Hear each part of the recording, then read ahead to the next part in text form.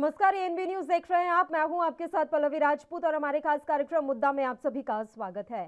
पाकिस्तान के प्रधानमंत्री इमरान खान ने नेशनल असेंबली में अपने खिलाफ अविश्वास प्रस्ताव पर मतदान से कुछ घंटे पहले शुक्रवार को अपने संबोधन में भारत का जिक्र करते हुए उसकी काफी सराहना की। यही नहीं, इमरान ने भारत को एक खुददार कौम बताया। खान ने भारत की प्रशंसा करते हुए कहा कि भारत महान सम्मान की भावना वाला देश है। कोई भी महाशक्ति उसके हितों के खिलाफ कुछ भी करने के लिए उसे मजबूर नहीं कर सकती। इमरान खान ने आगे कहा कि भारत प्रतिबंधों के बावजूद रूस से तेल खरीद रहा है। उन्होंने कहा कि वह भारत के खिलाफ नहीं है और पड़ोसी देश में उनके काफी प्रशंसक भी हैं। पाक पीएम ने आरएसएस का नाम लेते हुए कहा कि राष्ट्रीय स्वयंसेवक संघ के कारण भारत सरकार ने कश्मीर में जो कुछ भी किया उसकी वजह से भारत के साथ हमारे संबंध सुधर नहीं सके। उन्होंने कहा कि कोई भी भारत को हुक्म नहीं दे सकता।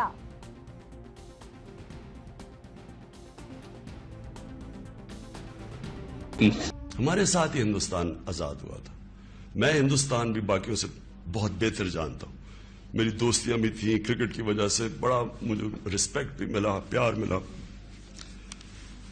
मेरी लोगों से वहां वाकफियत भी बढ़ी है। मुझे बड़ा अफसोस है कि ये सिर्फ एक आरएसएस की आइडियोलॉजी की वजह से और ये जो कश्मीर में उन्होंने किया है उसकी वजह से हमारे ताल्लुकात नहीं है। लेकिन मैं आपको ये कह दूं कि वो एक बड़े खुददार कौम है। कभी किसी की जुर्रत नहीं है कि वहां इस तरह की बात करें। किसी सुपर पावर की जुर्रत नहीं है कि वहां ये भी तस्वर कर दें कि जनाब वो यही कह दें कि जनाब अपने फॉरेन रिलेशन में वो कहें जो हम कह रहे हैं। अब देख रहे हैं वो रूसियों से हालांकि सारी सैंक्शंस लगी हुई है, वो कह रहे जी हम तेल इंपोर्ट करते हैं, हमारे लोगों की बेहतरी है। तो इमरान खान का भी यही प्रॉब्लम है। मैं ये कहता हूं कि किसी से हमारी लड़ाई नहीं है, ना मैं किसी का एंटी हूं ना किसी मुल्क का एंटी हूं। मैं सिर्फ ये कहता हूं कि जो मेरे लोगों के फायदे के लिए पहली चीज वो है, मेरे 22 करोड़ लोगों के लिए, उसके बाद मैं दुनिया की बाकी चीजें मानने के लिए तैयार हूं। तो पाकिस्तान के प्रधानमंत्री इमरान खान ने नेशनल असेंबली में अपने खिलाफ अविश्वास प्रस्ताव पर मतदान से कुछ घंटे पहले शुक्रवार को अपने संबोधन में भारत का जिक्र करते हुए उसकी काफी सराहना की। इमरान खान ने भारत को खुददार कौम बताया। इमरान खान ने भारत की प्रशंसा करते हुए कहा कि भारत महान सम्मान की भावना वाला देश है। कोई भी महाशक्ति उसको उसके हितों के खिलाफ कुछ भी करने के लिए मजबूर नहीं कर सकती। इमरान खान ने आगे कहा कि भारत प्रतिबंधों के बावजूद रूस से तेल खरीद रहा है। उन्होंने कहा कि वह भारत के खिलाफ नहीं है और पड़ोसी देश में भारत के काफी प्रशंसक भी हैं। पाक पीएम ने आरएसएस का नाम लेते हुए आगे कहा कि राष्ट्रीय स्वयंसेवक संघ के कारण और भारत सरकार ने जो कश्मीर में किया उसकी वजह से भारत के साथ संबंध सुधर नहीं सके।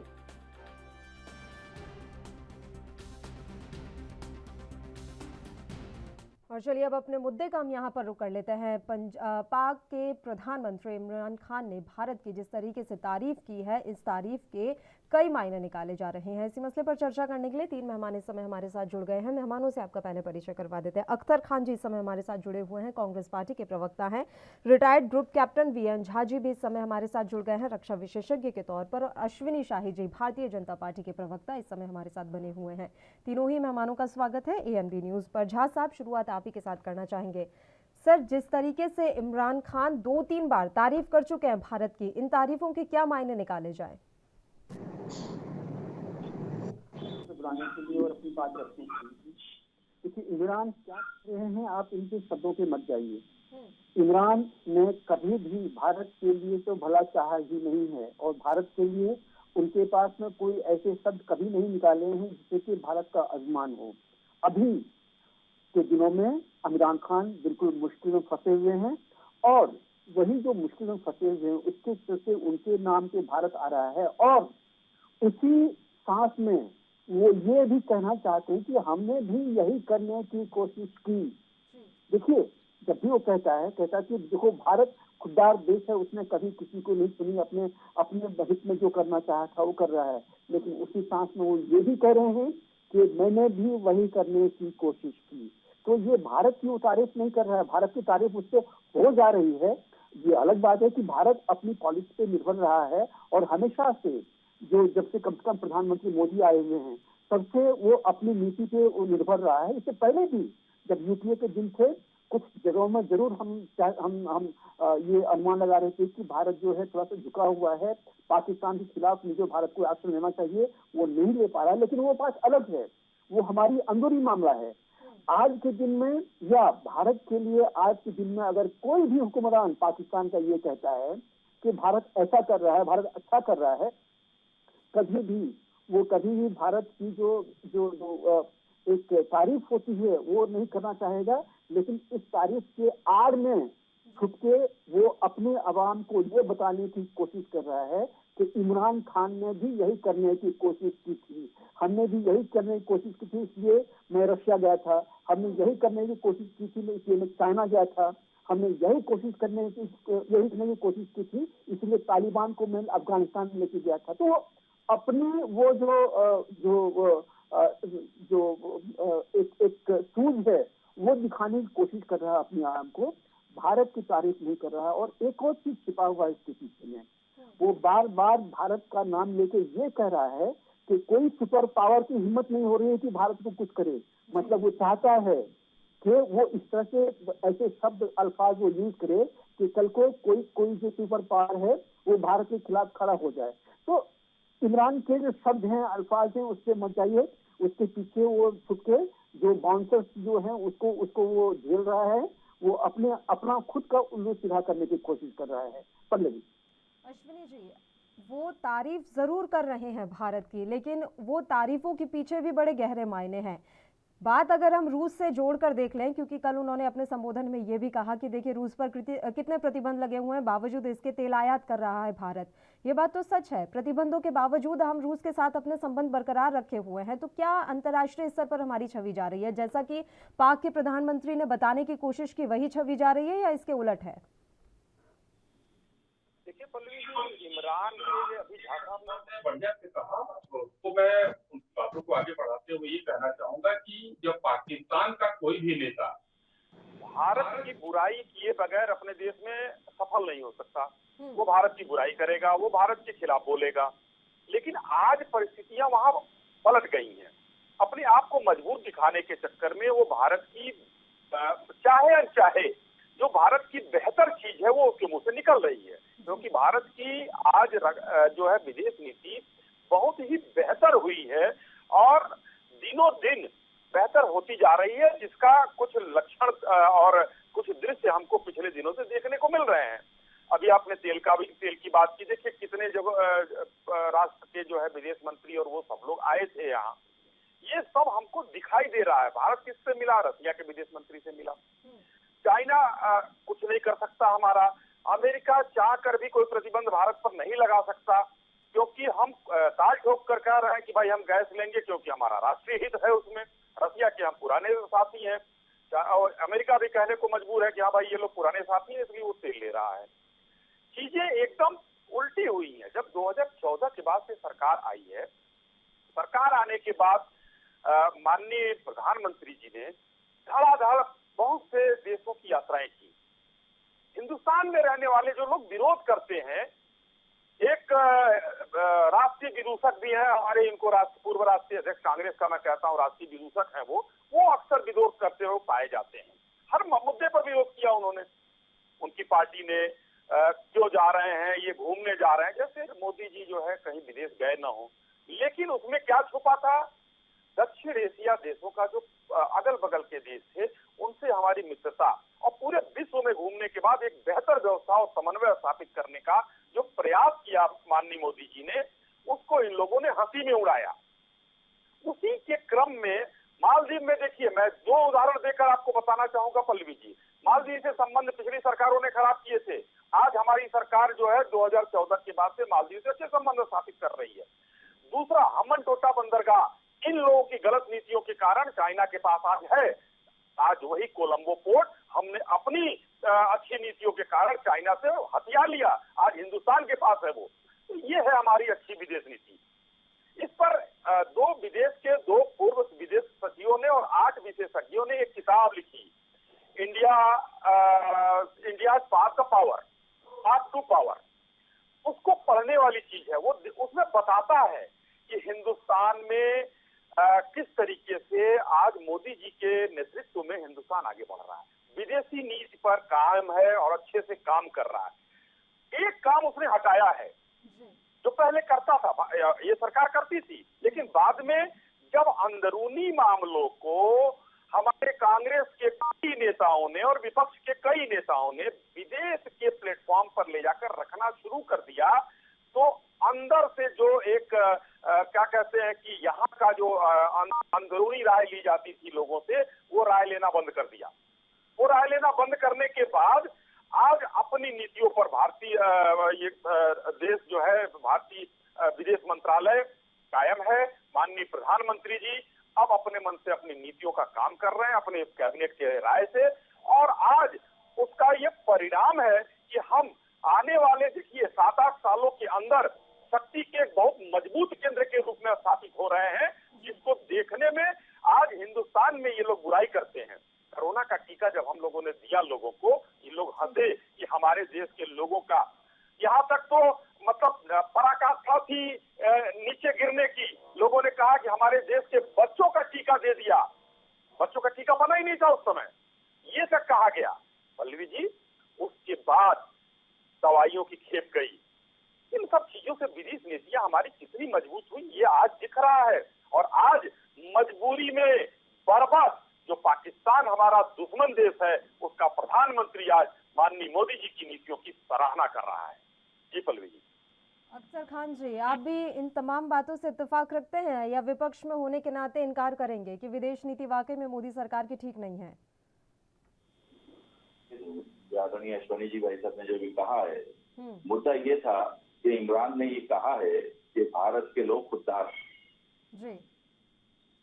मुद्दा ये नहीं था कि इमरान ने ये कहा है कि भारत ने चीन से ये हथिया लिया है और अमेरिका से ये हथिया लिया है और इतनी सारी यात्राएं की और ये की और बहुत बढ़िया काम किया है।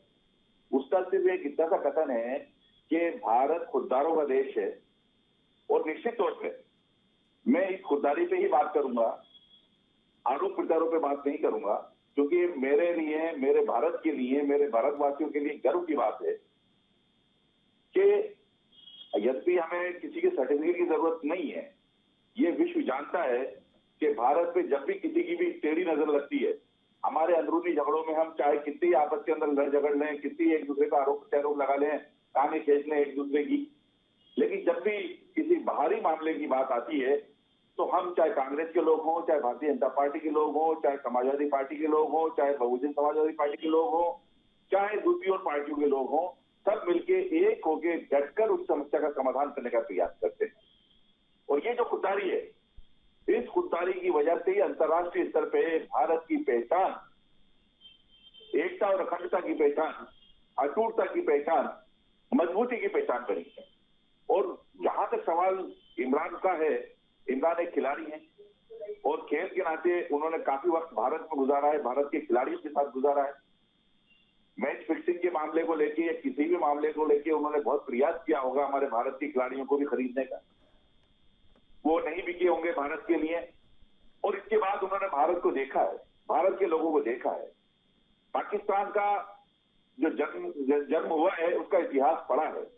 भारत और पाकिस्तान के जन्म की जब बात हुई तो भारत के अंदर विकल्प खुला था, कोई भी पाकिस्तान जा सकता है, कोई भी पाकिस्तान से आ सकता है। लेकिन उस वक्त भारत के लोग जो हिंदुस्तान के अंदर बसना चाहते थे, हिंदुस्तान में बसे हुए थे, उनकी खुददारी थी कि वो उन्होंने हिंदुस्तान को पसंद किया और अपनी खुददारी और जिम्मेदारी के साथ वो इस हिंदुस्तान के अंदर है। और उसके बाद हिंदुस्तान के अंदर रहने के बाद 75 साल के अंदर कांग्रेस के नेतृत्व के अंदर पाकिस्तान को बार बार जो सबक सिखाया है, बांग्लादेश को जो अलग किया है और आतंकवादी गतिविधियों पे कमांड करने के लिए चाहे राजीव जी हो, चाहे इंदिरा जी हो, उन्होंने चाहे अपना बलिदान दे दिया हो, लेकिन उसके बावजूद भी उन्होंने एकता और अखंडता को आंच नहीं आने दी। ये इमरान खान जानते हैं। और इमरान खान ने चाहे उनकी पाकिस्तान की पॉलिसी के तहत या लोगों को मोटिवेट करने के लिए उन्होंने ये सच निकाला है, लेकिन मैं इस सच के लिए उन्हें धन्यवाद देना चाहता हूं। जहां सवाल इसलिए है कि एक पॉलिटिकल क्या सिनेरियो है इसका, पाकिस्तान के अंदर इमरान खान ने सीधा सीधा ये इल्जाम लगाया है कि अमेरिका की गतिविधियां पाकिस्तान के अंदर हैं और वो सत्ता परिवर्तन करना चाहते हैं। माननीय सुप्रीम कोर्ट ने उस मामले को कोई सबूत नहीं होने की वजह से कैंसिल करके और विश्वास और अविश्वास प्रस्ताव पे बहस करने की बात की थी। उस वक्त भारतीयों के अंदर, हमारे हिंदुस्तानियों के अंदर जो जज्बा है, जो एकता और अटूटता का जज्बा है कि हमारा हिंदू हो, चाहे मुसलमान हो, चाहे सिख हो, चाहे क्रिश्चियन हो, चाहे ईसाई हो, चाहे कांग्रेसी हो, चाहे भाजपाई हो, चाहे संघ के लोग हो, चाहे जमात इस्लामी के लोग हो, चाहे कोई भी लोग, जब भारत से बाहर की विपदा आती है तो वो एकजुट होकर देश इसके अंदर, राष्ट्र इसके अंदर बात करते हैं। हमारे यहाँ पुलवामा हुआ, सबने उस पुलवामा की गतिविधि की जबरदस्त तरीके से एकजुट होकर उसका विरोध किया। हमारे यहाँ पठानकोट हुआ, सबने एकजुट होकर उसके विरोध किया। वो ये बताना चाहता है इमरान खान वहां पे पाकिस्तान के अंदर हमारी भारत के जज्बे को सलाम करते हुए ये बताना चाहता है कि तुम पाकिस्तानियों, तुम गद्दारों का साथ मत दो, तुम भी भारतीयों की तरह खुददार बनो, जज्बाती बनो, और कहीं ना कहीं जो ये लोग प्रतिपक्ष के लोग हैं इनके खिलाफ वोट डालो। लेकिन वो इसमें कामयाब नहीं हो पाएंगे। दूसरी बात मैं ये कहना चाहूंगा कि अंतर्राष्ट्रीय स्तर पे एक दुश्मन देश का प्रधानमंत्री हमारे भारत की तारीफ कर रहा है, तो ये हमारे लिए गर्व की बात हो सकती है। लेकिन हमें ये भी सोचना होगा कि इसके पीछे उसकी पॉलिसीज क्या हो सकती है।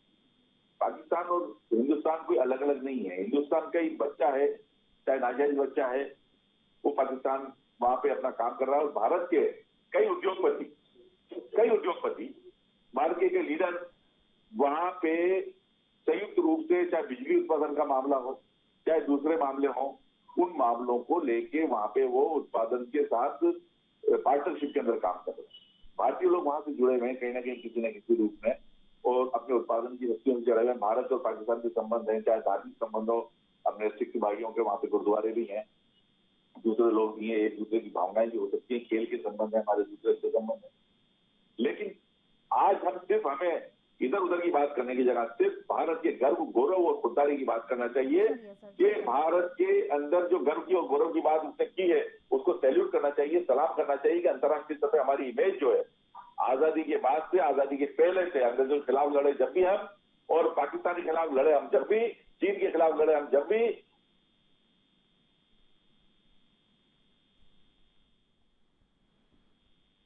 जो है खुददारी की वजह से जीत मिली है। अब वीएन झा जी, मैं आपके पास आ जाती हूँ। सर, अख्तर खान जी ने खैर बातें बड़ी अच्छी अच्छी कह दी, लेकिन वो मेन पॉइंट पे नहीं आ पाए। अगर हम पाकिस्तान के प्रधानमंत्री का वो पूरा संबोधन सुनेंगे तो वहां पर उनकी खुददारी का मतलब सरकार से ही था। वो सरकार की विदेश नीति के बारे में बात कर रहे थे, वो जो खुद से जोड़ रहे थे, तो उनका यही कहना था कि वो जैसी विदेश नीति अपनाकर बैठे हैं वही मैंने अपनाने की कोशिश की, लेकिन मेरे खिलाफ ये सब हो गया। तो ये चीजें मिक्स करने का काम किया जा रहा है। बिल्कुल ठीक है। एक चीज तो मैंने आपको बताया था कि इमरान के मुंह से जो भी शब्द आ रहे थे, अल्फाज आ रहे थे, वो अपनी बचाव करना चाहता था, वो भारत का प्रेज नहीं करना चाहता था। भारत का प्रेज हो गया। वैसे भारत में बहुत सारे ऐसे काम किए हुए अभी पिछले कुछ सालों में जो प्रेज वर्दी है, लेकिन कुछ ऐसे भी काम किए हुए हैं जो प्रेज वर्दी नहीं है, उसकी जिक्र हम कभी बात नहीं करेंगे। लेकिन अभी के दिन में विदेश नीति बाय एंड लार्ज बड़ी इंडिपेंडेंट चल रही है, रक्षा नीति बहुत अच्छी चल रही है, हमारी फाइनेंशियल पोजीशन काफी अच्छी हुई है, हमारा जो विदेशों में साख है वो बहुत ही बढ़ा हुआ है। हमें अपने नागरिकों से जो गर्व होना चाहिए वो हमें गर्व हो रहा है अपने देश में रहने वाले नागरिकों के लिए, चाहे वो विदेश में हमारे एक्सपैट्रिएट हो उसके लिए। तो ये सब बहुत सारी चीजें जो ऐसी हुई है, इसमें भारत का मान काफी बढ़ा हुआ है, और पाकिस्तान चाहे ना चाहे। सर, एक चीज और है, आरएसएस का नाम लिया पाक पीएम ने कि आरएसएस की वजह से हम लोगों के संबंध अच्छे नहीं हो पाए, लेकिन देखा जाए तो पाकिस्तान की तरफ से ऐसी कौन सी पहल कर दी गई जिससे संबंध मजबूत होते या सुधरते? इसमें आरएसएस बीच में कहां से आ गया? बिल्कुल ठीक कहा आपने, बिल्कुल ठीक सवाल आपने पूछा और मैं इसी पे आ रहा था। तो पाकिस्तान की जो इमरान की जो मंशा है वो क्या है समझिए आप।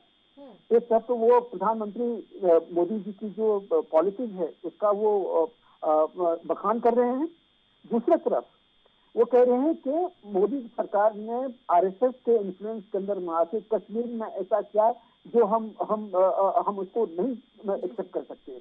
लेकिन आरएसएस का नाम लिया हुआ वो सीधे अंकित या सीधे रूप से वो ये कहने की कोशिश कर रहे हैं कि मोदी की सरकार जो है वो आरएसएस से चलती है। नहीं, ये बिल्कुल गलत है। और इमरान खान और कोई भी पाकिस्तान का जो लीडर है वो सीधी तरह से समझ ले कि भारत की जो पॉलिटिशियंस हैं इनकी ये अपनी नीति है। और अभी जो अख्तर जी जो कह रहे थे कि कुछ एक उन्होंने नाम लिया था कि हमने हमेशा साथ दिया है भारत का, हिंदुस्तान का। मैं पूरी तरह से उनसे इत्तेफाक नहीं रखता हूँ। मैं जानता हूँ कि हमारे जो कांग्रेस के जो नेता थे, राहुल गांधी थे और भी बहुत सारे लोग थे, उन्होंने क्या क्या शब्द कहे हुए हैं। उनके कहे शब्द से हमारे हिंदुस्तान को UNSC में ले जाया गया है, चाहे वो कश्मीर का मामला हो चाहे और भी कुछ मामले हों। तो ये सारी चीजें इन्होंने की हैं। लेकिन मैंने फिर आपको कहा ये हमारी अंदरूनी बात है। कांग्रेस विपक्ष में है, उसका हक बनता है सरकार से सवाल उठने का। लेकिन कांग्रेस को भी ये चीज ध्यान रखना पड़ेगा कि कहाँ पे सरकार की वो निंदा कर रहे हैं और कहाँ भारत की निंदा कर रहे हैं। कोई भी ऐसा जो उन्होंने स्टेप लिया हुआ, जैसे आर्मी के लिए बताया उन्होंने पुलवामा का नाम लिया। अब बताइए पुलवामा के बारे में कांग्रेस की क्या नीति रही है? हमेशा से वो यही कहता रहा है कि मोदी ने खुद करवाया हुआ है। जबकि फवाद चौधरी ने अपने पार्लियामेंट में जिसकी कहा था कि पाकिस्तान के जो टेररिस्ट हैं उन्होंने पुलवामा कराया हुआ था। बताइए कहाँ है हमारी विपक्ष, कहाँ है? तो इस तरह के बहुत सारी चीजें ऐसे हैं जहाँ पे कि हमारी विपक्ष में कमी है। हमारी विपक्ष भारत के साथ नहीं रही है। मोदी छोड़ दीजिए, मोदी आज प्रधानमंत्री हैं, आगे रहेंगे, हमेशा भी नहीं रहेंगे, लेकिन भारत रहेगा। तो भारत की जो निंदा की है इन्होंने वो बिल्कुल सही नहीं है, क्योंकि हम सब जानते हैं कि पुलवामा टेररिस्ट ने कराया हुआ था। और आप भारत सरकार का या मोदी का नाम लेके आप पाकिस्तान को बचाने की कोशिश कर रहे हैं। वहां के टेररिस्ट ऑर्गेनाइजेशन उसको बचाने की कोशिश कर रहे हैं, उनको एक लंबा आप होप दे रहे हैं मैन्यूवर करने के लिए। तो ये सब चीजें ठीक नहीं है। लेकिन फिर मैं वापस आता हूँ, ये हमारी अंदरूनी मामले हैं। कांग्रेस ये सब चीजें बोलता है, एक हद तक हम सुन रहे हैं और उस सुनने का असर कांग्रेस को भी खामियाजा भुगतना पड़ रहा है। आपने देखा उत्तर प्रदेश में भी चुनाव हुआ है, वहां 2 सीट आए हुए। इसके पहले 2019 में जहाँ पे चुनाव हुआ था वो कांग्रेस पार्टी है। तो वो खामियाजा उनको भुगतना पड़ रहा है जो आप बोलते हैं, जो राहुल गांधी बोलते हैं या उनके जो नेता बोलते हैं।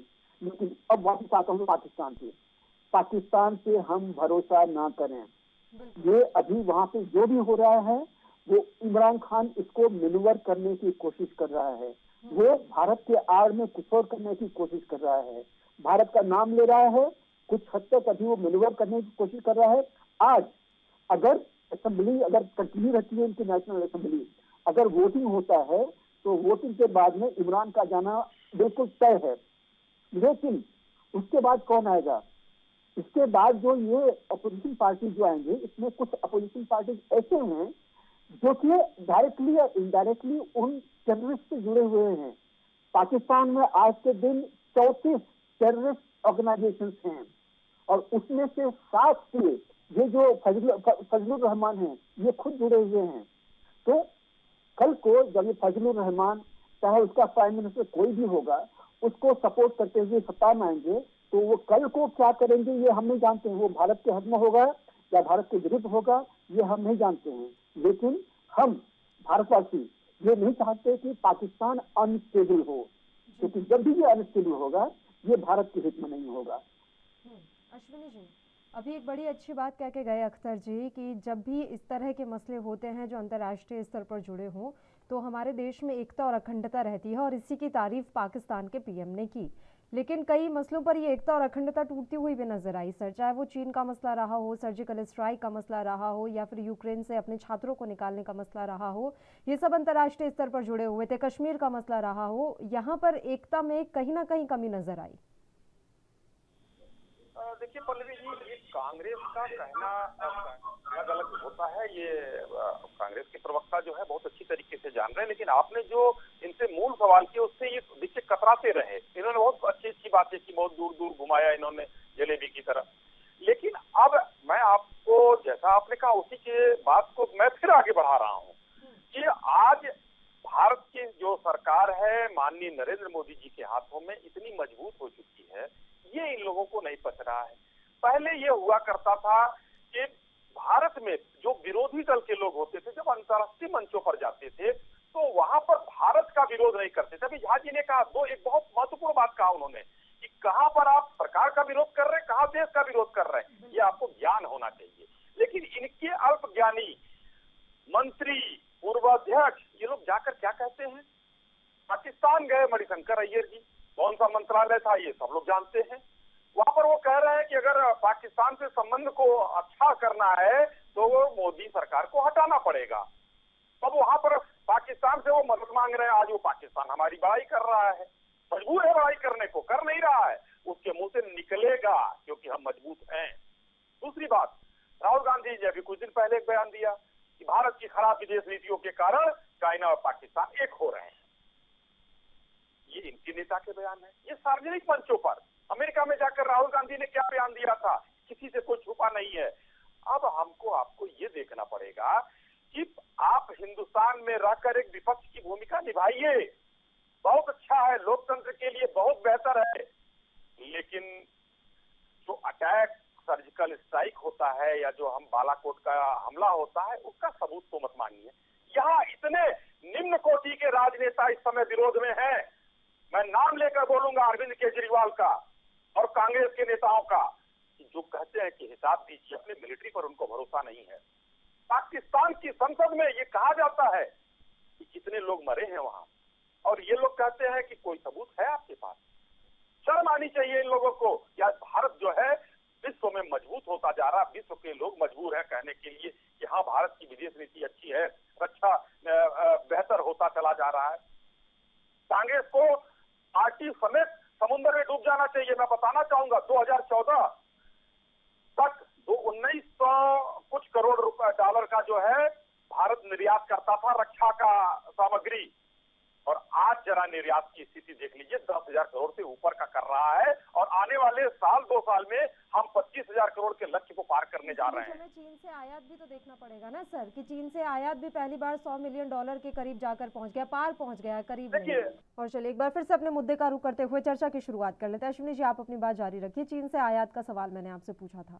जी पल्लवी जी, उसका भी जवाब देता हूँ। पल्लवी जी देखिए, कुछ व्यापार WTO की मजबूरी भी होती है।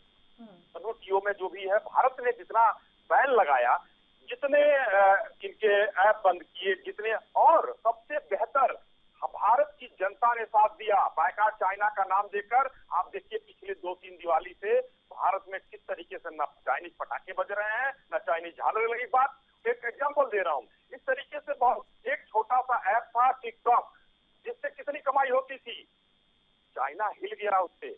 आज हमारा व्यापार यूएई से लगभग $100 अरब के आसपास है, लगभग, मतलब पूरा नहीं है, कम ही है थोड़ा सा। लेकिन WTO की भी कुछ मजबूरी होती है। विश्व का कौन सा ऐसा देश है जिसने चाइना का सामान नहीं लिया है? हर घर में चाहे अनचाहे चाइना का सामान टिका हुआ है। लेकिन हिंदुस्तान ऐसी उसमें है कि आज चाइना विरोध करता रह गया। हम रसिया से S-400 ले आए, टर्की पर अमेरिका ने प्रतिबंध लगा दिया, लेकिन हिंदुस्तान पर लगाने की हिम्मत नहीं किया। और आज देखिए व्यापार का जो का सवाल है, बार बार आज अभी बोलूंगा तो वो विषयांतर हो जाएगा, लेकिन मैं ये जरूर कहना चाहूंगा कि कभी दो देशों का व्यापार, कुछ WTO की मजबूरी, कुछ अपनी चीजें होती हैं। तो पहले भी होता था, ऐसा नहीं है कि पहले व्यापार नहीं होता था। हम लोगों ने उस पर बहुत ज्यादा ब्रेक लगाने का भी काम किया है, और कोरोना में जो चीज घटा है फिर बढ़ गया। ये आज देखिए कितने लोगों ने, हम लोगों ने हिंदुस्तान में उनकी कोई यूनिट कौन सी चलने दी है, जरा बता दीजिए। हिंदुस्तान की उनकी मैक्सिमम यूनिट बंद कराने का काम किया गया है। तो अगर आप मेक इन इंडिया कर रहे हैं तो आइए यहाँ पर बनाइए, लेकिन वो लोग वो चाहते थे कि हम अपना मजदूर भी ले आए, अपनी सामग्री भी ले आए, जैसे दूसरे देशों में करते थे। वो यहाँ 2014 के बाद नहीं चल रहा है। कितने हाइड्रो पावर थे, मुझे पता है व्यक्तिगत रूप से हाइड्रो पावर के बारे में। भारत सरकार ने मना कर दिया, अरुणाचल में, इसमें कई जगह उन लोगों ने मंजूरी मांगी थी। बहुत बड़ी बड़ी कंपनियां हैं वहां की, क्योंकि वो लोग अपने लाना चाहते थे, अपनी चीज लाकर यहाँ पर हाइड्रो पावर बनाना चाहते थे, तो भारत सरकार ने उसकी मंजूरी नहीं दी और भारत सरकार ने उसको इस तरह से निकाला है। तो चाइना का बड़ा भारी विरोध हुआ है और आज स्पष्ट है सीमा से लोग पीछे हटने को मजबूर हैं। और हम जब तैयार नहीं थे तो 43 लोगों को मारा हमने, और जब तैयार होते तो पता नहीं 4300 को मारते या क्या करते। आंख दिखाने की हिम्मत उनकी नहीं है पल्लवी जी। ठीक है अख्तर जी, आपका एक रिएक्शन, और मैं फिर से अपनी वही बात दोहराऊंगी, वही सवाल दोहराऊंगी सर। अगर हम बात पाकिस्तान के प्रधानमंत्री के बारे में और उनके बयान के बारे में बात कर रहे हैं तो उन्होंने भारत सरकार की विदेश नीति की तारीफ की थी। भारत सरकार की विदेश नीति को अपनी विदेश नीति से जोड़कर उन्होंने दिखाने की कोशिश की कि मैंने भी उनकी तरह करने का प्रयास किया लेकिन मेरे साथ कुछ गलत हो गया। तो वो कहीं ना कहीं तारीफ अगर मान भी ली जाए कि वो भारत की प्रशंसा कर रहे थे तो वो भारत सरकार की विदेश नीति की कर रहे थे। निश्चित तौर पर भारत सरकार की विदेश नीति की तारीफ करते हुए ये कहना चाह रहे थे कि भारत की जनता ने भारत के जो विदेश नीति की उस पर किसी तरह का कोई एतराज नहीं जताया और इसलिए आपको भी एतराज नहीं जताना चाहिए। दूसरी बात उन्होंने ये कहा कि भारत की जनता खुददार जनता है और भारत के साथ है। निश्चित तौर पर भारतीय जनता खुददार है, भारत के साथ है। अभी आपके सामने चीन की और इसकी सारी बात करी, सारा विश्व जानता है, सारे लोग जानते हैं कि चीन की क्या पोजीशन है, चीन कहाँ बैठा हुआ है और चीन ने हमारे देश के साथ क्या क्या हरकतें अभी इन 2-3 सालों के अंदर की। इस मामले को मैं आगे नहीं बढ़ाना चाहता, अभी बात दूसरी चल रही है। राज्यसभा में बार बार अभी हमारे भाई अश्वनी जी कह रहे थे, साहब राहुल जी, अरे भाई हम लोग विपक्ष में बैठे हैं, हमारी जिम्मेदारी है कि आपकी गलतियों को हम आपको सुधारने की बात कहें। आप गलत कर रहे हो तो हम आपका हाथ पकड़ के कहेंगे आप गलत कर रहे हो, आपको हम ये नहीं करने देंगे क्योंकि हम ओरिजिनल राष्ट्रवादी हैं। रहा सवाल इमरान खान का, इमरान खान ने जो अभी देश के अंदर जो चल रहा है कि 2014 के बाद भारत देश के अंदर बेरोजगारी बढ़ी है, 2014 के बाद भारत के अंदर गैस के दाम 3 गुना बढ़े हैं, भारत देश के अंदर पेट्रोल के दाम 2 गुना बढ़ गए हैं, डीजल के दाम 2 गुना बढ़ गए हैं, खाने पीने की चीजें, खाद तेल और दूसरी सामग्री के दाम जो है वो 5 गुना 10 गुना बढ़ गए हैं। लेकिन भारत उफ नहीं कर रहा है, इसलिए नहीं कर रहा है, भारतीय जनता उस नहीं कर रही है, क्रांति नहीं कर रही। जिस तरह से पेरू के लोगों ने जरा सी महंगाई होने के बाद पूरे पेरू की जनता एक साथ होकर लाखों की तादाद के अंदर देश के अंदर चले गए और कर्फ्यू लगाया पेरू के राष्ट्रपति ने। तो उस कर्फ्यू को तोड़ के जब इकट्ठे हुए तो पेरू के राष्ट्रपति को उस कर्फ्यू को खत्म करना पड़ा। इमरान खान वो देखते हैं कि भारत की जनता जब एक तरफ संकट के अंदर आती है, पाकिस्तान, चीन या रशिया के और दूसरे लोगों से जब झगड़े और फसाद की बात आती है, जब भारतीय जनता 2014 से सिसक रही है, रो रही है, बेरोजगारी के अंदर हो रही है, उसे रोजगार नहीं है, उसको इलाज नहीं है, एजुकेशन उसकी महंगी हो गई है, पेट्रोल महंगा हो गया है, डीजल महंगा हो गया है, गैस महंगा हो गया है, रसोई गैस महंगी हो गई है।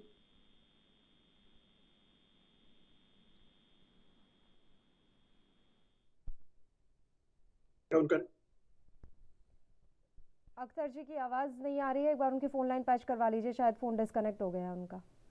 वीएन सर, आपका मैं रुक करना चाहूंगी, बताइए सर। जी, मैं 2-3 चीजें कहना चाहता हूँ। एक तो जो आपने सवाल रेज किए थे बीजेपी के प्रवक्ता से कि इम्पोर्ट क्यों बढ़ गया चीन से, वो शायद आपको ठीक से जवाब नहीं दे पाए। देखिए, इम्पोर्ट जो बढ़ा हुआ है वहाँ से, उसका सबसे बड़ा कारण ये है कि जो कच्ची चीजें चाहिए होती है आत्मनिर्भर भारत के अंदर में या मेक इन इंडिया के अंदर में, ये कच्ची चीजें चीन से आ रही हैं। जो जो इंग्रेडिएंट हैं, चाहे दवाइयों के हो, चाहे जो कंपोनेंट्स जो हैं किसी मशीनरी के हो, ये वहां से आ रहा है। क्योंकि पिछले लगभग 2-2.5 दशक में जो हमें कच्चे माल या जो कंपोनेंट बनने चाहिए भारत में आत्मनिर्भर बनने के लिए, ये यहाँ पे काम नहीं हुआ। मैं सिर्फ उम्मीद करता हूँ कि मोदी सरकार अभी इम्पोर्ट तो कर रही है इसमें, लेकिन इसको भारत के अंदर में ही बनाने के लिए कुछ ना कुछ जरूर कर रहे होंगे। कुछ चीजें हम जानते हैं, डिफेंस सेक्टर में काफी सारा काम मोदी जी ने किया हुआ, जिसके लिए हम गर्वान्वित महसूस कर रहे हैं। जो अभी जहाज आए हुए हैं, जो अभी LCA हमारा जो तेजस जहाज है वो आया हुआ है, इसके लिए मैं खुद तेजस जहाज के प्रोजेक्ट में था। और जब 2013 में ये प्रोजेक्ट छल होने जा रहा था, नकार दिया जाने वाला था, क्योंकि गवर्नमेंट ने कहा था कि हम इससे आगे नहीं बढ़ सकते हैं और एयरफोर्स ने भी उस समय में मना कर दिया था कि हमारा जो पैरामीटर है, जो रिक्वायरमेंट है, वो ये जहाज नहीं दिला पा रहा है। तो ये प्रोजेक्ट फेल होने जा रहा था। जैसे मोदी सरकार आई, इन्होंने कहा कि जो चीजें कमियां हैं उसको रिजॉल्व कीजिए, और उसमें जो उन्होंने जितने सारे काम के तेजस के लिए, मैं एक सिर्फ एग्जाम्पल दे रहा हूँ आपको, उसके वजह से जो सरकार का जो अटेंशन था कि जहाँ कमियां हैं उसको एक KRA बनाओ, की रिस्पॉन्स एरिया बनाओ, और उसको एड्रेस करके बड़ी तेजस हमारे पास में आज 5 स्क्वाड्रन बनने जा रहा है, और ये तेजस किसी जहाज से कम नहीं है। और सबसे बड़ी बात कि ये हमारी अपनी टेक्नोलॉजी है, इसमें हम कभी भी कोई भी इंप्रूवमेंट कर सकते हैं, इसके लिए हमें कहीं नहीं जाना पड़ेगा। तो ये ऐसी जो आत्मनिर्भर चीजें हैं जो मोदी सरकार ने की हैं, चाहे इंडियन एयरफोर्स के लिए की हुई है, चाहे इंडियन नेवी के लिए की हुई है। इंडियन नेवी के लिए आपको पता ही होगा कि अभी 3 सबमरीन आए हुए हैं, कुछ शिप्स आए हुए हैं, अभी जो एयर कैरियर वो बन रहा है, ये इंडिजिनस है। तो ये सब चीजें हमें, हमारा सीना एकदम चौड़ा कर रहा है कि ये सब चीजें पहले नहीं थी, लेकिन आज कुछ दिन में हो रहा है क्योंकि सरकार ने एक स्टैंड लिया है। तो इसमें कोई दो राय नहीं है कि भारत सरकार जो भी है, अब मोदी सरकार है, रक्षा के क्षेत्र में इमेंस काम किए हुए हैं, इतने काम किए हुए हैं कि हम इसको नकार ही नहीं सकते हैं। लेकिन जो ओरिजिनल सवाल आता है कि कच्चा माल, अब समय आ गया है कि वो सारे कच्चे माल भारत में ही उपलब्ध कराए जाएं, जिससे कि हमें चीन पे निर्भर नहीं रहना पड़े। दूसरी चीज जो अभी कांग्रेस प्रवक्ता बता रहे थे, उन्होंने कहा था कि चीन ने अभी पिछले 2-3 साल में कुछ हरकत की है। ना जी ना सर जी, ये 2-3 साल का चीन का ये हरकत नहीं है। आप देख लीजिए 2009 से कितने चीन ने इंकर्शंस किए हैं भारत के अंदर में। आप जानते होंगे मनमोहन जी थे उन दिनों में, 2013 में चीन की सेना जो थी वो हमारे DDA में, दौलत बेग ओल्डी में आके बैठ गई थी। उससे आगे भी आई हुई थी, 3 हफ्ते वहां तक बैठी रही, हम छू नहीं कर पाए। और वही चीन की सेना PLA जो है, बाकी जो एरिया है वहां उस एरिया का उससे कभी से अख्तियार करके रखी हुई है, अपने अंदर में लेके रखी हुई है। तो ये आज की बात नहीं है। इन पर्सन मैंने एक आर्टिकल लिखा था, आपका नाम है पल्लवी जी, थोड़ा सा मेरा भी लगाव है आपके चैनल से और आपके महकमे से। मैं एक एडिटर हूँ एक मैगजीन का जिसका नाम है द काउंटर व्यू। मैं सरकार के खिलाफ लिखता हूँ। इसी में मैंने एक आर्टिकल छापा हुआ था कि किस तरह से 2009 से लेके चीनी अतिक्रमण जो है भारत के अंदर में, चाहे वो 2 किलोमीटर हो चाहे 5 किलोमीटर हो, होते आ रहे हैं। 2009 में 450 थे, 10 में 600 हुए, 11 में 750 हुए, 12 में थोड़ी सी कम हुई, और उसके बाद से जो इंफ्रास्ट्रक्चर जो डेवलपमेंट है जो बॉर्डर एरिया का, वो धीरे धीरे शुरू हुआ, जो कि मोदी जी ने भी ज्यादा करवाया था। और यही सबसे बड़ी प्रॉब्लम है चाइना के लिए कि मोदी ने ये डेवलपमेंट क्यों किया हुआ है अपने फ्रंटियर का, क्योंकि अब वो जो भी करते हैं वो हमारी निगाह में आ जाता है। सर, PLA की वास्तविक स्थिति क्या है? क्योंकि तरह तरह के बयान आते हैं, कोई कहता है कि हाँ चीन की सेना अंदर है, कोई कहता है कि नहीं बाहर चली गई, फिर इधर डिसएंगेजमेंट की प्रक्रिया भी चल रही है, बातचीत भी चल रही है। वास्तविक स्थिति क्या है PLA की? देखिए, वास्तविक स्थिति PLA की ये है कि जो हमारा एक अतिक्रमण उन्होंने किया था पेंगोंग लेक में, वो फिंगर 1 से फिंगर 4 तक आ गए थे। तो फिंगर 4 से हमारे इलाके में नहीं आए थे, ये फिंगर 4 से फिंगर 1 एरिया जो था वो न्यूट्रल एरिया था जॉइंट पेट्रोलिंग का। बाकी सब एरिया थी वो हमारी एरिया नहीं थी, लेकिन वो उनकी भी एरिया नहीं थी। तो ये जो कुशन एरिया था वो उस कुशन एरिया में फिंगर 4 तक आए थे, तो वो अभी वो वापस चले गए।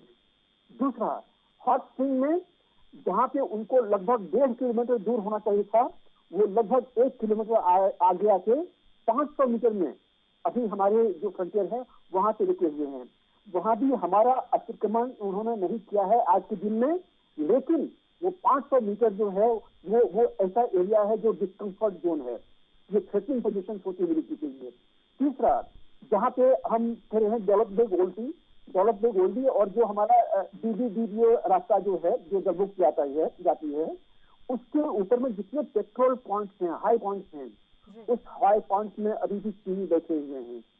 तो उनको पेट्रोल टैंक CP 9, 10, 10A, वहां से उनको पीछे धकेलना होगा। जो दौलत बेग ओल्डी से अभी वो लोग उस एरिया में वो पूरा एरिया जो है वो लगभग 950 किलोमीटर है। उसमें से 400 किलोमीटर में वो 2013 से लेकर बैठे हुए हैं, और जितने भी बातचीत हो रही है मिलिट्री की, उसमें वो खाली नहीं कर रहे हैं। तो ये कुछ डेवलपमेंट है, उसमें उन्होंने रिसेंटली हमारा कुछ नहीं लिया हुआ है, लेकिन पहले से एक्साइटिंग लिया हुआ है। पहले से ये जो दौलत बेग ओल्डी का जो बाकी एरिया है 450 किलोमीटर की बात करता है, स्क्वायर किलोमीटर की, वो उन्होंने दी हुई है। तो उतना उनके पास में 2013 से है। आज के दिन में सिर्फ उन्होंने 1 किलोमीटर जो है वो हॉट स्प्रिंग के आसपास में आगे लिया हुआ है। बस इतना ही उन्होंने किया हुआ है। जहाँ किसी की बातचीत चल रही है शायद वो पीछे हटेंगे वहां से।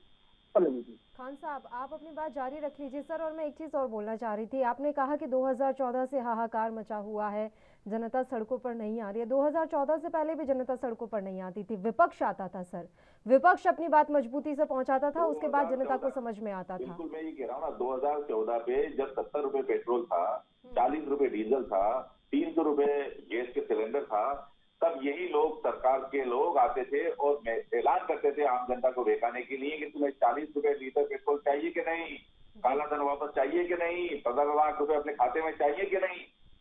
ये सब चीजें बोल के लोगों को गुमराह करके ये देश में की सरकार में आए, और सरकार में आने के बाद देश की जनता को रोजगार के नाम पे कुछ नहीं दिया इन्होंने। देश की जनता को 40 रुपए पेट्रोल की जगह 115 रुपए, 120 रुपए पेट्रोल दे रहे हैं। देश की जनता को डीजल 30 रुपए, 40 रुपए देना था, उसकी जगह ये आज 110 रुपए डीजल दे रहे हैं। देश की जनता को सिलेंडर 300 रुपए देना था, और आज की तारीख के अंदर 1000 रुपए का सिलेंडर दे रहे हैं। ये इनकी रीति जनता के खिलाफ हो सकती है, लेकिन जनता देश की जो है हमारी, वो राष्ट्रवादी जनता है। जनता ये जान रही है, चाहे ये आदरणीय प्रधानमंत्री जी ने एक फंड बनाया कोरोना का, उस फंड का हिसाब अगर कोई मांगता है तो ये कहते हैं तुम कौन होते हो जी हिसाब मांगने वाले, हम हिसाब नहीं देंगे। पहली बार विश्व के अंदर पहला एक देश है जो एक फंड बनाता है आम पब्लिक के इलाज के लिए, आम पब्लिक को बीमारी से बचाने के लिए, कोरोना केयर फंड, और उसके अंदर पब्लिक का पैसा लग रहा है, लोगों का, दानदाताओं का, भामाशाहों का पैसा उसके अंदर लगा हुआ है। लेकिन सरकार और प्राइम मिनिस्टर साहब ये कहते हैं कि साहब आपको ये जानने का अधिकार नहीं है कि कितना तो रुपया हमारे पास आया और कितना रुपया हमने किस मद के अंदर खर्च किया। पहला ये देश है जिसके अंदर पेट्रोल के ऊपर इतना बड़ा टैक्स सरकार लगा रही है, और उस टैक्स का पैसा कहाँ किस तरह से ये लोग सरकार के रोजगार खर्च के अंदर कर रहे हैं। पहला ये देश हमारे आदरणीय प्रधानमंत्री जी ने बना दिया है कि हमारे एयरपोर्ट बेचे जा रहे हैं, हमारा लाल किला किराए पे दिया जा रहा है, ठेके पे दिया जा रहा है, जो देश का तिरंगा जहाँ से फहराया जाता है, हमारे प्लेटफॉर्म बेचे जा रहे हैं, रेलवे बेची जा रही है। ये सारी व्यवस्थाएं जो हमारे देश के अंदर है। तो इमरान खान की जो मंशा थी वो सुनिए इमरान खान का जो कहना था वो यही कहना था कि इतनी सारी त्रासदियों के बावजूद भी भारत की जनता अंतर्राष्ट्रीय स्तर के ऊपर जब भी कोई बात होती है तो एक हो जाती है और एक रहती है, और इन मंचों इस चीज को अंतर्राष्ट्रीय स्तर पर नहीं उठा रही है। इमरान खान ने सिर्फ इसी मकसद से ये बात कही है कि भारत के देश के हित के अंदर ये सब जो कुछ हो रहा है हमारे साथ, ये सब आराम से सुकून से मजबूर होके और ये अपने ऊपर वो स्वीकार कर रहे हैं, ये उनका कहने का मकसद था। और ये सारे विषयांतर से भटक के हम लोग वहां चले गए, चीन पे चले गए, पेरू पे चले गए, दूसरी जगह पे चले गए, राहुल गांधी विरोध कर रहे हैं इसमें चले गए। अब आप सबसे पहले तो मुझे ये बताइए सर, इमरान खान की कुर्सी जो संकट में आई है वो पाकिस्तान की जनता की वजह से आई है या उनके खुद के बागी सांसदों की वजह से आई है? देखिए, जो इमरान की कुर्सी जो गई है वो निश्चित तौर पे जो इमरान का बार बार वो था। अब अगर आज की तारीख में कुर्सी संकट में आने के बाद नए प्राइम मिनिस्टर बनते हैं तो नए प्राइम मिनिस्टर कौन बनेंगे? कहीं ना कहीं शरीफ के लोगों में से बनेंगे, शरीफ के समर्थक बनेंगे। और नवाज शरीफ साहब वो हैं जब हमारे भारत के प्रधानमंत्री अफगानिस्तान के अंदर जाते हैं और अफगानिस्तान से भारत उनको आना होता है, तो वो भारत नहीं आके और वहां शरीफ के एक फैमिली फंक्शन के अंदर चले जाते हैं, गाड़ी भी लेके आते हैं, नाश्ता भी करके आते हैं, खाना भी खा के आते हैं, उनके साथ अपने पर्सनल हेलीकॉप्टर में जाके सफर भी करके आते हैं। तो इमरान खान जो है वो ये बताने की कोशिश कर रहे थे कि मैं जो हूं, मेरे बाद कौन आएगा, और वो भारत की क्यों तारीफ कर रहे हैं। उसके पीछे ये रीजन था कि वो एक कनेक्शन जोड़ना चाह रहे थे भारत का, कि भारत भी उस सत्ता परिवर्तन में जरूरी भूमिका निभा रही है, जबकि भारत का इससे कोई रोल नहीं है, कोई लेना देना नहीं है। पाकिस्तान में कौन प्राइम मिनिस्टर बनता है, कौन नहीं बनता है, इससे भारत भारत को क्या करने देना। भारत एक छोटा सा मच्छर जैसा देश, पाकिस्तान जो है भारत के लिए एक छोटा सा मच्छर जैसा देश है, उसकी कोई वैल्यू नहीं है भारत की निगाह के अंदर पाकिस्तान की। लेकिन वहां की जो गतिविधियां, गैर कानूनी गतिविधियां हमारी सीमाओं पे आती हैं, सीमाओं को असुरक्षित महसूस करने की प्रयास करते हैं, तो हमें निश्चित तौर पर गुस्सा आता है और हम ये प्रयास करते हैं कि हमारा देश सुरक्षित रहे, हमारे देश के लोग सुरक्षित रहे। तो निश्चित तौर पर इमरान खान का ये कथन जो है एक तरफ तो हमारे लिए गौरवान्वित वाला भी है, लेकिन पाकिस्तान के अंदर एक शरारत पैदा करने वाला है कि पाकिस्तान के लोगों को ये बताना चाहता है वो कि देखो भारत के लोग तो इन सब के बावजूद भी भारत के लोग जो है एकजुट रहते हैं, एक साथ रहते हैं, सरकार के खिलाफ नहीं बोलते, और तुम मेरे खिलाफ सरकार के खिलाफ बोल रहे हो, बगावत कर रहे हो और मुझे हटाने की साजिश रच रहे हो। और जो सांसद हैं उनके बागी सांसद, वो उनके बागी सांसद नहीं है। मिलेज की सरकार थी, गठबंधन सरकारें हैं, आती जाती हैं, चली जाती हैं। उस टाइम ये गठबंधन से बहुमत उन्होंने प्राप्त कर लिया था, अब उनका बहुमत कम हो गया है और उनको कायदे से तो परंपरा के अनुसार, जिस तरह से हमारे अटल जी ने एक उदाहरण पेश किया था कि जब बहुमत नहीं था तो उन्हें खुले मन से बहस करने के बाद 13 महीने की सरकार के बाद और 13 दिन की सरकार के बाद उन्होंने अपना इस्तीफा दे दिया था। इसी तरह से उन्हें इस्तीफा दे देना चाहिए था, हठधर्मिता नहीं दिखाना चाहिए थी। तो भारत की तो खुद इमरान खान या इमरान खान के फॉलोअर्स भारत की और भारत की जनता की तो जूते के पैर के बराबर भी होल्ड नहीं कर सकती किसी भी तरह से, ये मैं कहना चाहूँ। शाही जी, देखिए पल्लवी जी, कांग्रेस की प्रवक्ता सबसे एक चीज कर रहे हैं, भारत के लोग एक हैं, भारत के लोग एक हैं, तो अच्छी बात है, भारत के लोग एक हैं, एक रहते हैं, हमेशा रहते हैं। सिर्फ कांग्रेस के नेताओं को और जो भी दल के नेताओं को छोड़कर बार बार ये कह रहे हैं। 3-4 चीजों पर मैं अभी बताता हूँ। पब्लिक के पैसे का हिसाब मांग रहे हैं। ये देश के पूर्व प्रधानमंत्री और इनके नेता कहते थे कि हम 1 रुपया भेजते हैं तो 85 पैसा रास्ते में लोग खा जाते हैं और 15 पैसा पहुंचता है। उस समय क्या स्थिति थी कि 85 पैसे का भ्रष्टाचार ये करते थे तो कांग्रेस ही करते होंगे भ्रष्टाचार, और आज 1 रुपया जाता है 1 रुपया पहुंचता है। ये बदलाव आया है। दूसरा, चाइना का विरोध। झा जी ने कहा कि नहीं कर पा रहे हैं। क्यों नहीं कर पा रहे हैं? क्योंकि राजीव गांधी फाउंडेशन को और इनकी संस्थाओं को चाइना से राहुल गांधी चोरी जाकर वहां पर जो है चंदा लेने चले जाते हैं और पता नहीं कौन एग्रीमेंट साइन करके चले जाते हैं। वो भी पूरे देश को नहीं बताते हैं। जब कैमरे में पकड़ा जाते हैं तब वो कबूल करते हैं कि हाँ हम चाइना गए थे।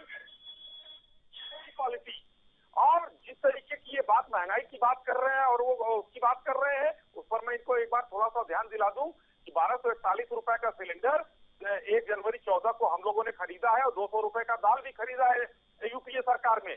आप उसके लिए हमारे अंदर विरोध करिए, लेकिन आप तो विरोध क्या करते हैं? आपके विपक्ष के नेता 370 हटने पर यूएन जाने की बात करते हैं, सीए पर बाहर जाकर बयान देते हैं। ये अंदरूनी हमारा मामला है, यहाँ निपटिए हमसे। आप अंतर्राष्ट्रीय मंचों पर क्यों ले जाते हैं इन चीजों को? देश को बदनाम और बेगाम बनाने का काम आप बाहर जाकर करते हैं, बाहर की राज्यों में, और यहाँ बैठकर हमको आप ज्ञान देते हैं। हिंदुस्तान में कांग्रेस के जो लोग हैं, कांग्रेस के नेता हैं, इनको थोड़ा सा सजग होना पड़ेगा। पीछे की राजनीति जब चाहे कुछ भी हो, आप देखिए अटल जी का नाम लिया इन्होंने। अटल जी को कहाँ भेजा गया था? क्यों भेजा गया था? वो विदेश मंत्री नहीं थे उस समय। वो जो है वहां पर किस तरीके से गए? प्रधानमंत्री नहीं थे, कहाँ गए और कांग्रेस की सरकार में पक्ष रख कर आए हिंदुस्तान का। ऐसे हो बनिए। आज आपका कोई नेता है जिसको कह दिया जाए, जिसको पर भरोसा किया जाए? नहीं है। दूसरी चीज, एक और बहुत महत्वपूर्ण चीज है, हिंदुस्तान में हम लोग बातें तो बड़ी बड़ी करते हैं विपक्ष में बैठकर। एक बार मोदी सरकार ने अगर 100 अच्छे काम किए, 99 बुराई कर लो, एक काम की तो अच्छाई बता दो। एक काम अच्छा किया है उन्होंने, वो भी नहीं करते हैं आप लोग। तो ये यहाँ पर मामला अब उसका नहीं रह गया है। देश का कितना नुकसान होता है कि आपके भी बड़े नेताओं का कोई बयान आता है, उसका कौन बाहर की मीडिया लेती है। वो मैं बोल रहा हूँ और आप ये मानो क्या मैंने आपके बीच में नहीं बोला था और आपसे तेज में बोल सकता हूँ, कोई ऐसा नहीं है। थोड़ा सुन लीजिए। कम से कम इतनी अच्छी परिचर्चा चल रही है, कम से कम कुछ निचोड़ तो जाए जनता के पास। आप लोग तो न वहाँ कहेंगे और यहाँ तो भाई जमे हुए हैं जिस तरीके से। अब उखड़ रहे ही है धीरे धीरे, तो प्रदेश और उखड़ जाएगा, उसके बाद बोलने लायक भी नहीं रह जाएंगे आप लोग।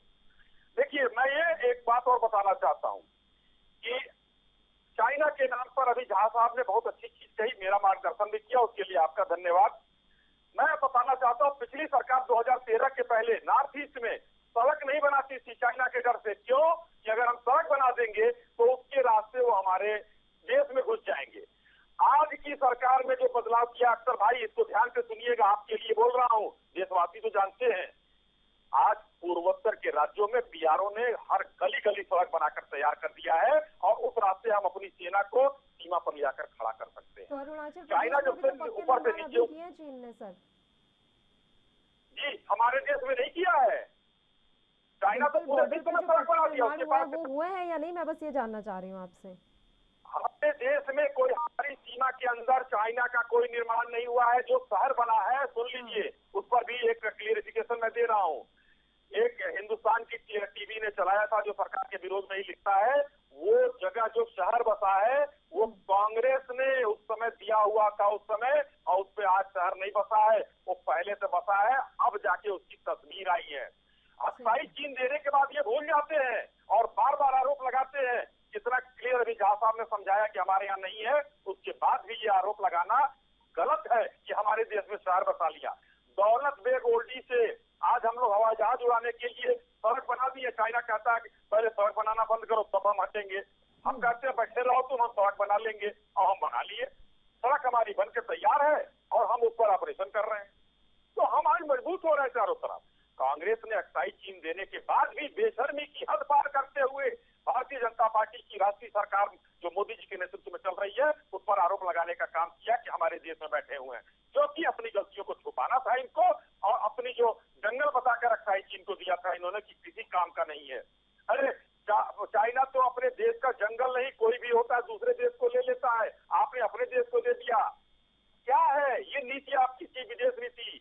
और उसके बाद भी बेशर्मी करते हैं कांग्रेस के नेता, कहते हैं कि भारतीय जनता पार्टी की सरकार ने ये गड़बड़ कर दिया। पल्लवी जी, चलिए वीएन सर, आखिरी कमेंट में आप ही से चाहूंगी और ये समझना चाहूंगी कि अब अगर पाकिस्तान में सत्ता परिवर्तन होता है तो भारत के साथ किस तरीके के आने वाले समय में संबंध हो सकते हैं और भारत पर कैसा प्रभाव होगा? अब पल्लवी जी, जो भी सरकार आएगी वहाँ पे एक ही सरकार आएगी, हम जानते हैं। मेरी आवाज ठीक आ रही है? हाँ, आवाज आ रही है सर जी। देखिए, एक ही सरकार आएगी, वो है विपक्ष की सरकार। अब उस विपक्ष में 3 मेन हेड्स हैं। अब उस 3 मेन हेड्स में से जो फजलुर रहमान है, मैंने आपको बताया था, उसके रिलेशन, उसके संबंध वहाँ के 7 जिहादी ऑर्गेनाइजेशन से हैं, फजलुर रहमान के। और इसके अलावे भी बाकी छोटे छोटे पार्टीज हैं। ये 11 पार्टी का जमात है। इसमें से बहुत सारे पार्टी ऐसे हैं जो कि जिहादी के साथ में खड़े होते हैं। आपको याद ही होगा, यही विपक्ष थी जो आज से लगभग 1.5 महीना पहले वहाँ पे पाकिस्तान के सड़कों पे अपना एक मजमा चलाया था कि जितने लोग आईसिस एल के जो लोग हैं, आईसिस के जो लोग हैं जो जेलों में बंद हैं, उसको रिहा किया जाए। तो ये वहाँ पे चला था और इमरान सरकार ने उनको रिहा भी किया था। तो कल को जी ये सरकार आएगी विपक्ष की, वहाँ पे 11 जमात है वहाँ पे। इसमें से बहुतों जमात जो है वो टेररिस्ट के साथ में लिंक है, वहाँ के टेररिस्ट ऑर्गेनाइजेशन हैं। और आज के दिन में पाकिस्तान में 34 जिहादी ऑर्गेनाइजेशन हैं। और जो 145 जो यूएन पुरस्कार टेररिस्ट है वो तो है ही है, लेकिन उनके जो देखभाल करने वाले हैं इतने सारे टेररिस्ट ऑर्गेनाइजेशन हैं। मुझे लगता है कि कहीं न कहीं आने वाले दिनों में वो 2 काम करेंगे। एक तो जो इमरान खान की जितनी उपलब्धि है, बहुत कम उपलब्धि है उनकी, उनको वो नकारने की कोशिश करेंगे। और दूसरा, एंटी इंडिया कोई न कोई कैंपेन शुरू करेंगे आर्मी के मदद से, चाहे वो जिहादिस्ट को अंदर भेजने की बात हो। में भी दोनों देशों के संबंध सुधरने के आसार अभी कमी नजर आ रहे हैं। सर, बीच में रोक रही हूँ आपको क्योंकि समय की कमी है। शुक्रिया आप तीनों ही मेहमानों का चर्चा करने के लिए आप हमारे साथ जुड़े। तो पाकिस्तान के प्रधानमंत्री इमरान खान ने भारत की तारीफ की है। उन्होंने भारत की विदेश नीति की तारीफ करते हुए अपने बचाव में पक्ष रखा। हालांकि ये पक्ष अब उनका काम करेगा या नहीं करेगा, उनको मदद पहुंचाएगा या नहीं पहुंचाएगा, ये तस्वीरें तो आज साफ हो ही जाएंगी। इसी के साथ मुद्दा में फिलहाल के लिए इतना ही। मुझे दीजिए इजाजत। देश और प्रदेश की तमाम ताज़ा खबरों के लिए आप देखते रहिए ANB न्यूज़। नमस्कार।